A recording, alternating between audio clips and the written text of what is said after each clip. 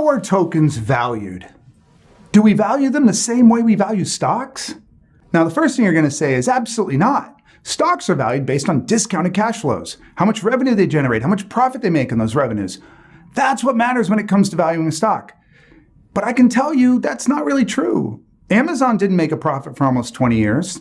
Zero. And guess what? It was valued more than zero. Now, tokens don't have cash flows, with the exceptions of a few DeFi applications, but there are other metrics we can track. Things like blockchain usage, so the transaction count, the operation count. But the thing is, if you look at blocktivity.com, which tracks operations, and for FOREX, transactions, you'll see that the top 5 blockchains, as measured by operations, are not the top 5 market cap tokens. What about other metrics? How about the value of the community? No, not really. If you look at the biggest Telegram communities, you'll see that some highly valued tokens have relatively high numbers of Telegram members, but it's not consistent across the board. What about a metric that is near and dear to my heart? The amount of effort that a blockchain team puts into software development. Well, to debunk that one, all you have to do is look at Litecoin. Essentially, no new development in over a year, but it's still a top 10 token by market cap.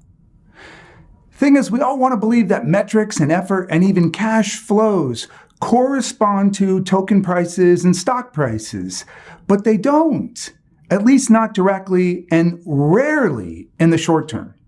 So now you're thinking, if stocks are not valued based on cash flows and tokens are not valued based on usage metrics, then how are these things valued?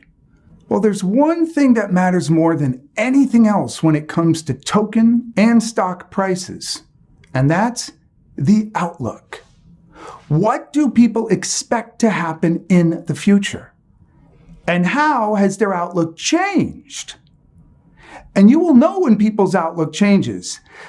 These other things, the metrics, whether they be revenues, transactions, product development work, they matter, but they're actually insignificant in the short term compared to people's outlook. And by the way, outlook has a name when it comes to stocks. It's called the multiple. The multiple is a number you multiply the revenues of the company by or the profit by to figure out the value of the company or its market cap. So let's say your company has 10 million in annual revenues, your stock trades at a 10x revenue multiple, then your company is worth 10 million times 10, $100 million. It's got a $100 million market cap. Now, tokens don't have multiples yet because they don't have revenues or profits. But people do have an outlook, good or bad, about the tokens they hold. Let's examine what happens when there's been a change in the outlook for a token. And for that, I'd like to take a look at Ethereum. So, in January 2018, Ether was priced at $1,300. Today, it's worth $150. That's a 90% drop. The market cap of Ethereum has gone from $130 billion in January 2018 to $16 billion today, in the end of 2019. Wow. So what's been going on with Ethereum's metrics during that time?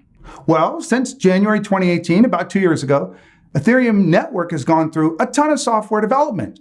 It's had the Constantinople hard fork, the St. Petersburg hard fork, the Istanbul fork, and now Ethereum 2.0, the beacon chain, which is shifting Ethereum from a proof of work to proof of stake chain. These are all positive developments. How about Ethereum accounts?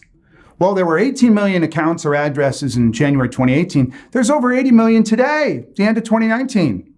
dApps? That number's way up. There are about 800 dApps in January 2018. Ethereum now is about 2,800 dApps in 2 years later.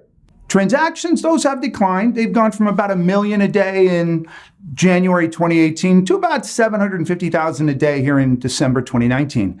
It's a drop, but not catastrophic. So the bottom line is Ethereum is much better, more robust, a better software platform than it was 2 years ago. DeFi, by the way, wasn't even a factor then. Now Ethereum is the DeFi leader, but it's dropped 90% in value. And that makes no sense, right? And you might be thinking, well, this must be a phenomenon of blockchain and crypto. This wouldn't happen with the well-run stock market, right? Well, actually, it does happen with stocks. In fact, we see this phenomenon time and time again in the world of publicly traded stocks. Let's look at the second most valuable company in the world in the year 2000. Its market cap was $550 billion. I'm talking about Cisco.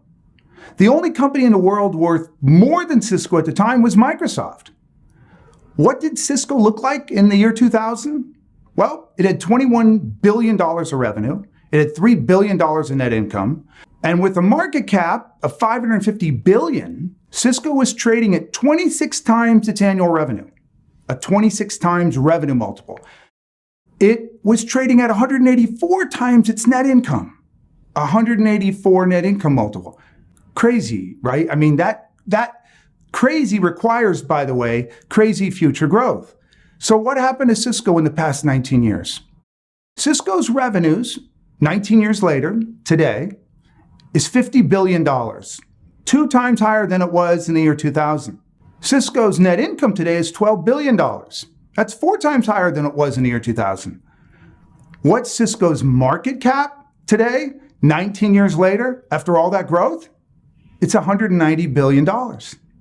You're thinking, what?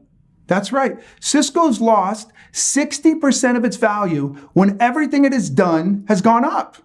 How can Cisco have lost $350 billion of market cap after it's more than doubled its revenues and quadrupled its net income? Well, because people were expecting something better. The financial world cares about growth.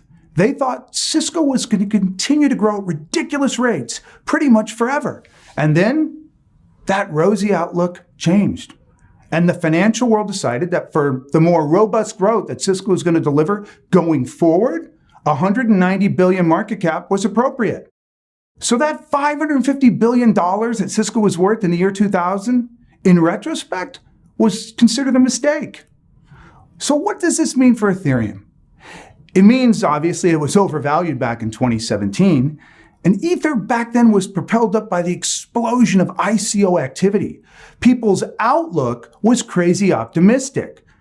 When that ICO frenzy slowed, people's outlook changed. Now, Ether is still up from its original price of 25 cents, but it's not getting back to that $1,000 per Ether anytime soon. It's going to take a change in outlook, another giant unexpected event to drive the price of Ether up from where it is here now. Frankly, I think that event could be DeFi, but since we all know about DeFi, it's not unexpected.